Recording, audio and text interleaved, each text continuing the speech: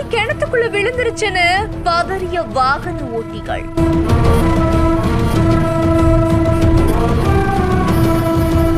Crane மூலம் மீட்கப்பட்ட 4 சக்கர வாகனம். ஆந்திர மாநிலம் அன்னமய்ய மாவட்டத்தில் இருக்கக்கூடிய பிலேரு சதும் சாலையில குரவப்பள்ளி அப்படிங்கிற ஒரு இடத்துல நள்ளிரவு கார் ஒண்ணு கட்டுப்பாட்டை இழந்து சாலையோரமா இருக்கக்கூடிய கிணற்றுல விழுந்ததா சொல்லப்படுது. கிணற்றுல விழுந்ததை கவனிச்ச அந்த வழியா போகக்கூடிய வாகன ஓட்டிகள் போலீசாருக்கு தகவல் கொடுத்திருக்காங்க. உடனே சம்பவ இடத்துக்கு போலீசார் விரைந்து வந்து கிரேன் மூலமா காரை வெளியெடுத்திருக்காங்க.